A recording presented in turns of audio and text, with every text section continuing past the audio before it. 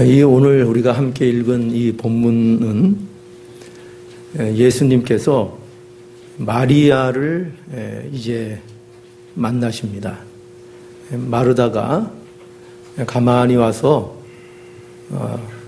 예수님이 부르신다 이렇게 말을 전하고, 그리고 그 말을 듣자 급히 예수님을 만나러 마리아가 나가서 예수님을 만납니다.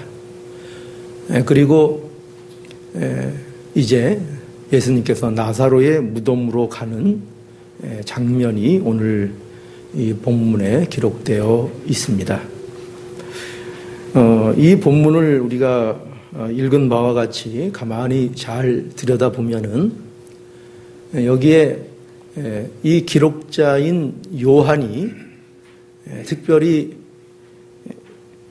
예수님의 마음의 상태를 묘사하는데 그 중점을 두고 있는 것을 오늘 본문 속에서 우리가 발견하게 됩니다.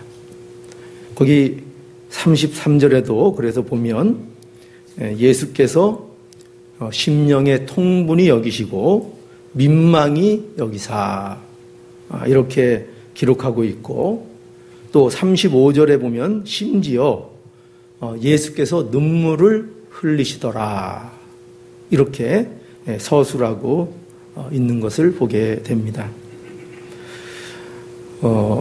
여기에서 그 예수님께서 통분이 여기셨다 이렇게 돼 있는데, 이 통분이 여기셨다는 것은 그 원어적으로만 이렇게 우리가 들여다보면은 이것은 깊이 감동되었다 이런 의미를 갖고 있어요. 깊이 감동되었다. 그래서 이 말이 좀 어떻게 보면은 이렇게만 보면은 긍정적인 의미를 갖고 있는 것 같은데, 사실은 이 말이 갖는 정확한 의미는 예수님의 마음 속에 깊은 슬픔과 노가 일어난 것을 얘기하는 겁니다.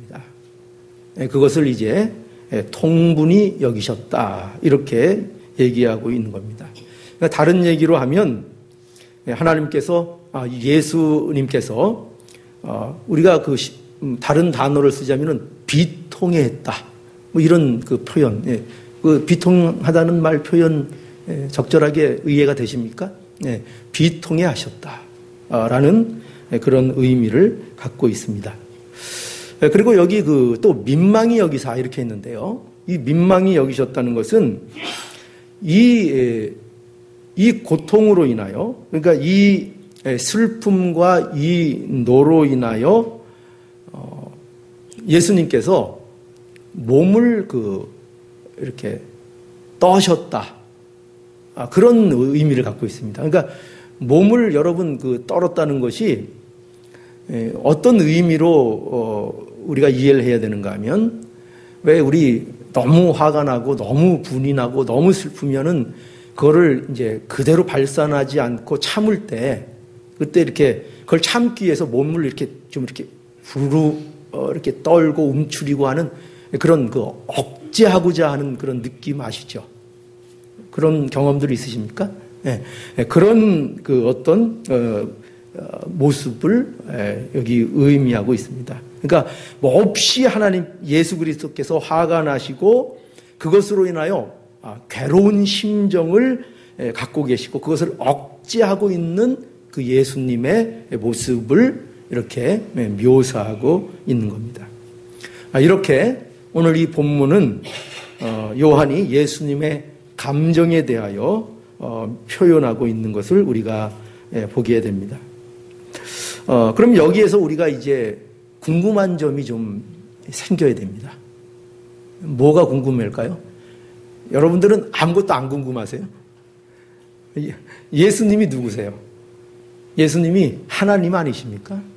우리의 구주 아니십니까? 그런데 그 예수님이 이렇게 통분이 여기시고 민망히 여기시고 심지어 눈물을 흘리시더라. 이렇게 성경이 기록하고 있죠. 그러면 여러분 좀 궁금하지 않으세요?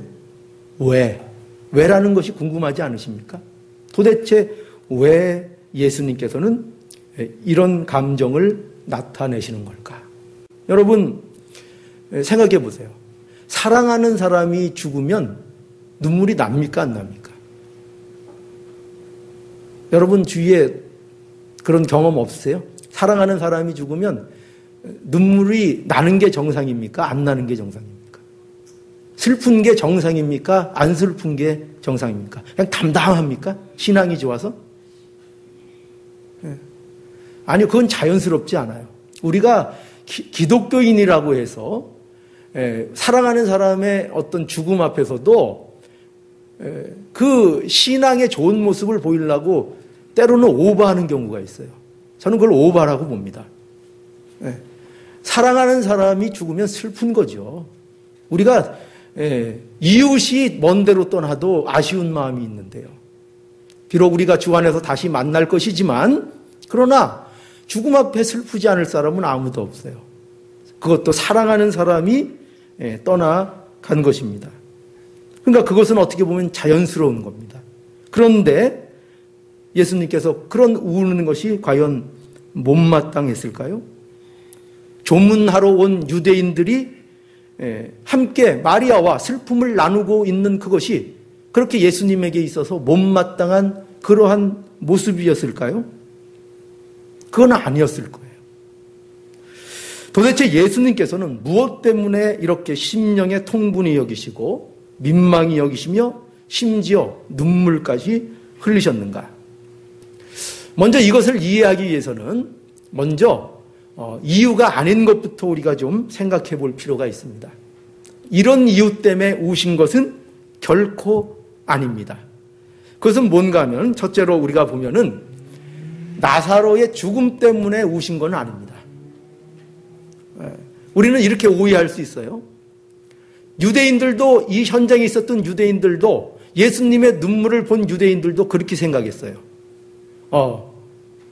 예수님께서 나사로를 얼마나 사랑했는가. 그래서 그가 우신다. 나사로가 죽은 것으로 인하여 운다고 그들은 생각을 했습니다. 그러나 보세요. 예수님께서 이 나사로의 죽음을 알았습니까? 몰랐습니까? 이미 예수님께서는 알고 계셨어요. 그리고 그 죽음은 하물며 예수님께서 먼저 뭐라고 말씀하셨는가 하면 이 죽음에 대해서 이 죽음이 하나님의 영광을 위한 일이 될 것이라고 미리 말씀을 하셨었어요. 그거를 볼 때에 분명히 예수님께서 나사로의 죽음 그 자체를 보고 우신 것은 아닌 것입니다. 그리고 두 번째 오해가 있어요. 그건 뭐냐면 이것도 역시 유대인들이 가진 오해입니다. 뭐냐면 예수님 자신 때문에 운다고 생각했어요. 이게 무슨 말인가 하면 거기 37절에 보면 이렇게 그 유대인들이 예수님 오시는 것을 보고 얘기하죠. 37절에 보면 소경의 눈을 뜨게 한 이 사람이 그 사람은 죽지 않게 할 수 없었더냐라고 합니다. 이거는 비아냥거리는 거예요. 예수님에 대해서. 이 말은 예수님께서 우신 이유가 나사로를 살릴 그런 능력이 없었고 그런 한계를 예수님이 느꼈기 때문에 자신의 능력의 한계를 느끼고 그런 자신 때문에 울었다고 유대인들은 보고 있는 거예요. 그러나 그런 것들은 예수님이 우신 이유가 다 아니었습니다. 예수님은 도대체 왜 우셨을까? 우리가 먼저 생각해 볼 수 있는 가장 타당한 이유는 이겁니다. 마리아와 유대인들의 불신앙 때문이라고 생각할 수 있습니다. 이거 꽤 설득력 있는 얘기입니다. 그렇죠? 보세요. 부활이시고 생명이신 예수님이 그들 앞에 있는데 그들이 이것을 깨닫지 못합니다. 그리고 여전히 절망 가운데 빠진 그들의 모습을 보여주고 있는 겁니다. 그러니까 이것을 볼 때에 예수님께서 화가 나셨다고 이렇게 생각할 수도 있습니다. 이것이 꽤 설득력이 있지만 그러나 이것도 정확한 이유는 아닙니다. 이것도 근본적인 이유는 아닙니다. 진짜 이유는 뭘까요? 이것보다 더 근본적인 이유가 있는 거예요. 오늘 본문은 이 사실을 알기를 원하고 있어요. 그것은 뭐냐면요. 바로 예수님께서는 이 예수님의 슬픔과 분노와 이 괴로움은 무엇을 통하여 일어나는 것인가 하면은 바로 죄와 사망에 대한 마음인 것입니다. 죄에 대하여, 사망에 대하여 예수님께서는 이 슬픔과 이 분노와 이 괴로움을 나타내고 계신 겁니다. 예수님께서 마리아와 유대인들의 우는 모습을 통해서 보신 것이 바로 이거예요. 예수님께서는 그들의 그 우는 모습을 통해서 무엇을 보셨는가 하면 그들의 그 슬픔 자체만을 보신 것이 아니라 그들을 사로잡고 있는 죄와 죽음을 보신 거예요. 그것을 보고 예수님께서는 통분히 여기시고 민망히 여기셨던 것입니다. 그리고 그 죄와 사망 앞에 붙잡혀 있는 인간들의 황폐한 그 현실, 이 현실을 보고 예수님께서 눈물을 흘리신 거예요. 고린도전서 15장 26절에 보면 이런 믿음의 사람의 진술이 있죠. 맨 나중에 멸망받을 원수는 사망이니라. 이 말씀처럼 가장 악랄한 원수가 뭐냐? 그것을 사망에 대해서 말씀하고 있는 거예요. 사망이라고. 예수님께서 분노하고 계시고 있는 그것은 그런 사망의 종노릇하고 거기에 매여 있는 그 인생들의 현실 속에 그것을 보시고 예수님께서는 눈물을 흘리시고 심히 비통해 하시며 괴로워하시는 모습을 나타내고 계신 것입니다. 여러분, 이것이 예수님이 눈물을 흘리신 정확한 이유인 거예요. 자, 그러면 이런 진술이 왜 과연 오늘날 우리에게 필요한 것입니까? 이렇게 예수님께서 죄와 사망에 대하여 분노하시고 인생의 그런 인생들의 현실에 대하여 눈물을 흘리는 이 모습을 왜 우리들에게 오늘날 이 성경을 통해서 하나님께서 우리들에게 말씀해 주시는 것입니까? 무엇 때문에 저와 여러분들에게 이것을 말씀하십니까? 왜 이것이 중요합니까? 그거는 이런 이유가 있어요. 이것은 이러한 진리를 통해서 저와 여러분에게 인간이 갖고 있는 가장 심각한 문제가 무엇인지를 깨닫게 하시기 위한 것입니다. 여러분, 인간이 갖고 있는 가장 심각한 문제가 뭡니까? 그 문제가 과연 뭘까요? 우리의 일생생활에서 겪는 그런 문제들일까요? 경제적인 문제? 자식의 문제? 어떤 직장의 문제? 먹고 사는 문제?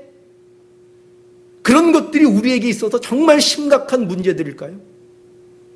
아니요. 예수님께서는 그런 것에 대해서 말씀하고 있지 않고 그런 것을 우리들에게 심각한 문제거리라고 우리에게 말씀하고 있는 것이 아닙니다. 예수님께서 우리들에게 말씀하고 싶은 것은 죄와 사망에 대한 문제입니다. 죄와 사망에 매여 있는 그 현실에 대한 문제인 것입니다.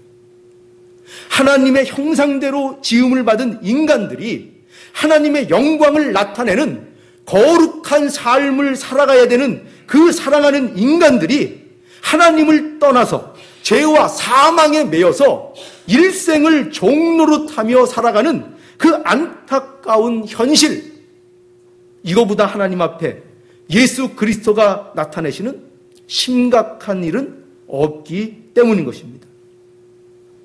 이것처럼 심각한 일은 없는 거예요.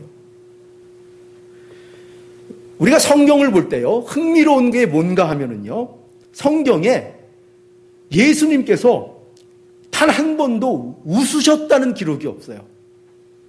참 놀라운 일입니다. 예수께서 우셨다는 기록은요, 오늘 본문을 통해서 성경에 3번이 기록되어 있습니다. 누가복음 19장 41절에는 예수님께서 예루살렘을 보고 우셨다는 말씀이 있고요. 히브리서 5장 7절에는 예수님께서 겟세마네 동산에서 기도하시며 우셨다는 기록이 되어 있습니다. 그뿐만 아니라 성경에서는요, 예수님에 대해서 예수님이 심지어 피곤해 하셨다는 것도 기록하고 있어요. 예수님이 배고프셨다는 것도 기록하고 있고요. 예수님께서 목이 마르다고 하신 것까지, 갈증을 느끼신 것까지 성경은 기록하고 있습니다. 그런데 예수께서 웃으신 것은 기록되어 있지 않아요. 한번 곰곰이 생각해 보시죠. 예수님께서 그 인생에 있어서 결코 한 번도 웃지를 않으셨을까요? 저는 그렇게 생각하지 않아요. 예수님도 웃으셨을 거예요. 우셨던 것처럼 어쩌면은 그 인생 속에서 우신 것보다 웃으신 경험이 더 많으실지도 사실은 몰라요. 그런데도 불구하고 성경은 묘하게도 예수님이 웃으셨다는 기록을 하고 있지 않습니다. 왜 그럴까요? 그 이유가 여러분 뭐라고 생각을 하십니까? 이것이 분명합니다. 그것은 예수님의 사역에 관한 문제인 것입니다. 예수님의 사역이 너무나도 중대하고 너무나도 심각한 것이기 때문에 그런 예수님의 웃음에 대하여 성경은 기록하고 있지 않는 것입니다. 그런 의미에서 예수님의 생애는요, 그야말로 심각하고 진지한 인생이셨습니다. 그가 세상에서, 우리 예수님은요, 세상에 오신 것이 그냥 관광차, 어떻게 보면 그렇게 들리신 것이 아닙니다. 그는 어떤 사역, 즉 죄와 사망을 깨트리는 그 일을 위하여 이 땅에 오셨고, 그것이 예수님의 이 땅에 오신 목적이었던 것입니다. 이 일을 두드러지게 성경은 나타내기를 원합니다. 그래서 예수님의 웃음에 대하여 성경은 기록하지 않습니다. 그만큼 죄와 사망의 문제는 심각한 문제인 것입니다. 여러분, 이러한 심각함, 그러나 이것이 더욱더 심각한 건 뭘까요? 이 문제가요, 이 심각함을 죄와 사망에 매여있는 이 인간들의 현실에 대한 무감각이 더 심각한 것입니다. 여러분, 병보다 더 심각한 건 뭘까요? 어떤 사람이 병이 들었어요. 그 병보다 더 심각한 건 뭘까요? 그가 병들었다는 사실을 깨닫지 못하는 것입니다. 이거는 더 심각합니다. 병이 들었더라도 병이 든 거를 알면 의사에게 찾아가겠죠. 진단을 받겠죠. 그것을 낫기 위하여 어떠한 노력이라도 기울이겠죠. 그러나 심각한 건 뭐냐? 그러한 심각함을 전혀 알지 못한다는 것이 더욱 인간이 가진 비참함이요 현실이라는 것입니다. 자기 마음대로 하고 있는데, 그것이 죄와 사망의 종노릇하고 있는 것인데 그것을 모른다는 것입니다. 자기 소견에 의른 대로, 내 주장과 내 생각이 편한 대로 말하고 생각하고 전달하고, 그것이 전부이고 그것이 잘 사는 것으로 그렇게 오해하고 그렇게 하나님을 거부하고 살면서도 그것이 잘 사는 것으로 착각하고 있다는 것이 심각한 것입니다. 그것을 우리들에게 말씀하고 있는 거예요. 정작 매여 있는데, 정작 종노릇을 하고 있는데 그 심각함을 모르고 있다는 것입니다. 여러분, 하나님께서 저와 여러분이 오늘 이 말씀을 통해서 이 심각함을 알기를 원하시는 거예요. 이 심각함을 좀 들여다 보았으면 하는 하나님의 심정이 여기에 담겨 있는 겁니다. 이 심각성을 우리는 알아야 됩니다. 뿐만 아니라요, 또 하나의 놀라운 진리를 우리들에게 이 본문이 얘기하고 또 예수님께서 눈물을 흘리셨다는 것에 이 진리가, 놀라운 진리가 있는데요. 그것은 뭐냐면은 예수님께서 눈물을 흘리셨다는 것은 이런 의미를 갖습니다. 저와 여러분에게 있는 그 고통, 그 슬픔, 이런 것들을 예수님께서는 전부 체휼하시는 놀라운 하나님인 것을 우리들에게 가르쳐 주는 것입니다. 여러분, 예수님께서는요, 죄와 사망으로 인한 인간의 고통을요, 단순히 신적인 위치에서만 보시는 것이 아니에요. 여러분, 예수님이 누구십니까? 예수님은 하나님이십니다. 그래서 그는 하나님으로서 인간이 가진 모든 고통을 살피고 계신 분입니다. 우리의 마음속에 갖고 계신 고통, 마음속에 품고 있는 그 생각, 그 밑바닥에 깔린 모든 내면의 기쁜 것들, 그 모든 것들을 예수님께서는 모든 것을 살피고 아시는 그런 분이십니다. 그런데 여러분, 그것만으로는 참 하나님이라고 얘기할 수 없어요. 그것만으로는 참 하나님이 아니에요. 참 하나님은 어떤 분이 참 하나님인가 하면 그러한 아시는, 신적으로 알고 있는 그 모든 인간의 고통과 슬픔의 문제에 대해서 하나님께서는 또한 인간으로서 그 모든 고통과 그 모든 슬픔을 아시는 분이라는 것을 우리들에게 보여주는 것입니다. 이것이 예수님이 눈물을 흘리셨다는 중요한 의미인 거예요. 눈물을 흘리셨다는 것은 공감을 의미하지 않습니까? 그가 그 문제에 대해서 남의 문제로 알고 있는 것이 아니라 그분이 그 인간이 갖고 있는 현실과 그 고통과 그 비애를 그분의 것으로 받아들이고 똑같이 그것을 겪고 체험하시며 그것을 아는 분으로 예수님이 우리와 함께하고 계시다는 거예요. 이게 예수님의 하나님 되심인 거예요. 예수님은요, 인간의 고통과 슬픔을 그저 구경꾼처럼 바깥에서 보고 계신 분이 아니라는 얘기죠. 그런 분이 아니고 그 고통과 슬픔을 친히 우리와 같이 되셔서 겪으시고 아시는 분으로서 예수님을 우리에게 말씀하고 있는 것입니다. 그래서 여러분, 그 이사야서 53장 3절에 보면 이렇게 말씀합니다. 그는 멸시를 받아서 사람에게 실어 버린 바 되었으며 강고를 많이 겪었으며 질고를 아는 자라. 마치 사람들에게 얼굴을 가리우고 보지 않음을 받은 자 같아서 멸시를 당하였고 우리도 그를 귀히 여기지 아니하였도다. 여러분, 예수님에 대해서 어떻게 묘사하고 있습니까? 그러나 멸시를 받으셨다는 거예요. 멸시를 받으셨어요. 간고를 겪으셨다는 거예요. 간고가 무슨 말이죠? 어렵고 고생스러운 일들을 예수님께서는 모르시는 분이 아니라는 거예요. 그걸 다 겪으셨다는 거예요. 인생의 질고를 아신대요.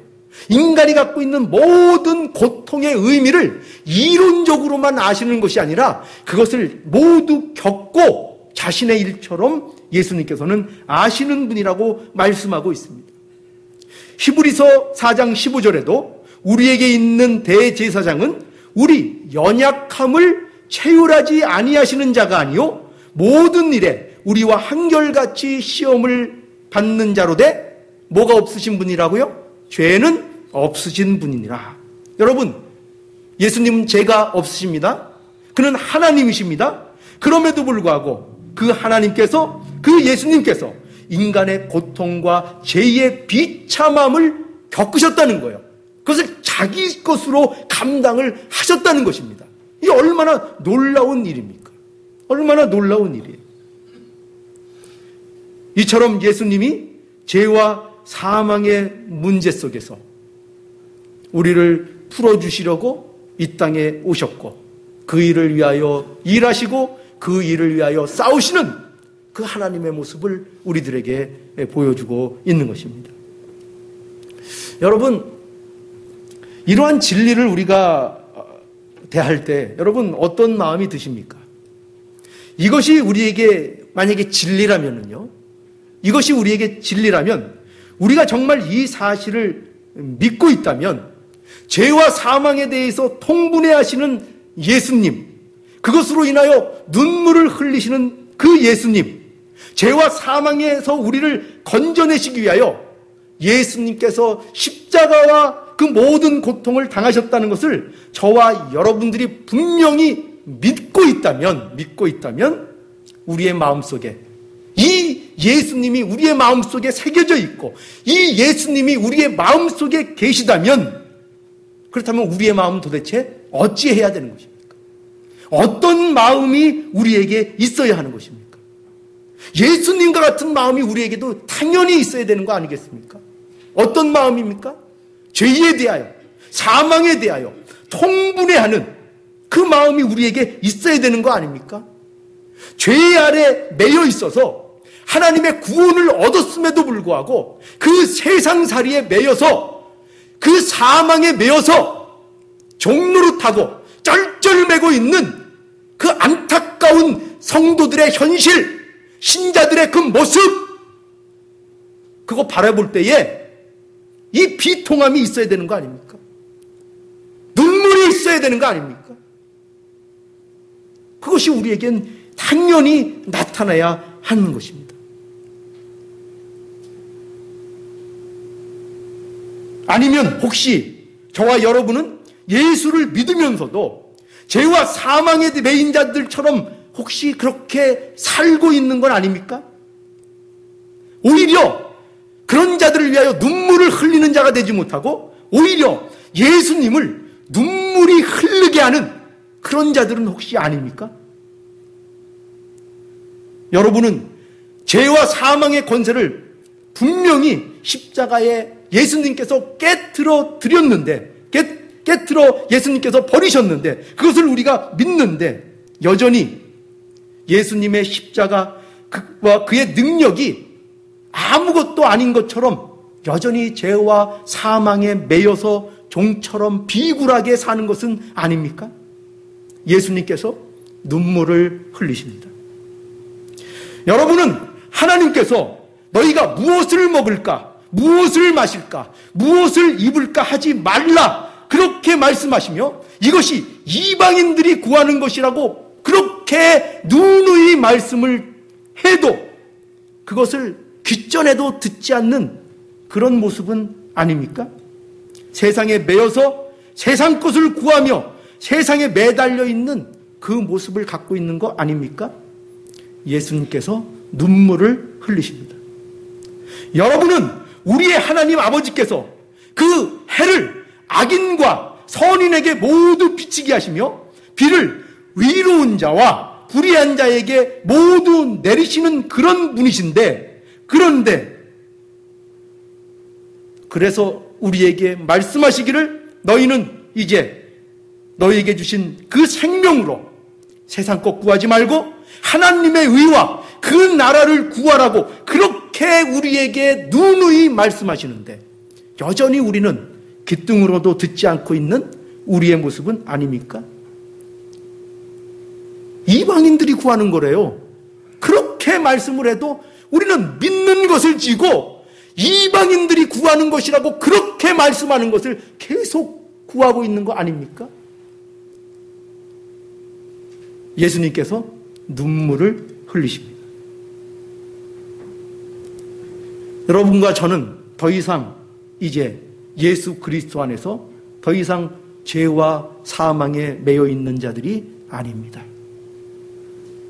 예수께서 우리를 그 모든 죄와 사망의 권세로부터 자유하도록 십자가를 져 주셨습니다.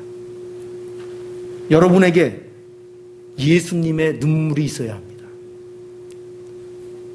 예수님의 눈물을 짜내는 자들이 되면 안 됩니다. 여러분이 눈물을 흘리셔야 합니다.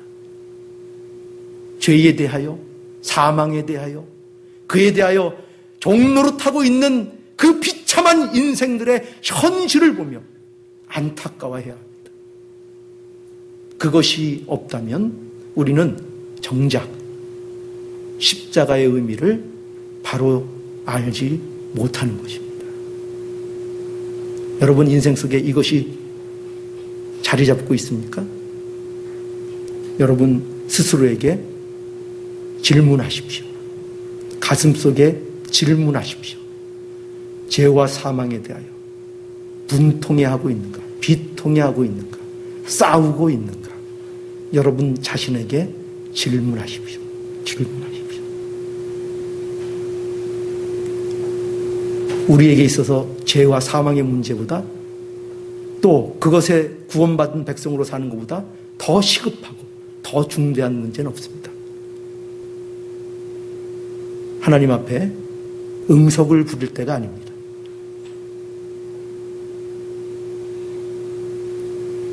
하나님의 음성을 들으시고 하나님 앞에 이 놀라운 축복을 누리는 모든 성도들이 되기를 간절히 원합니다.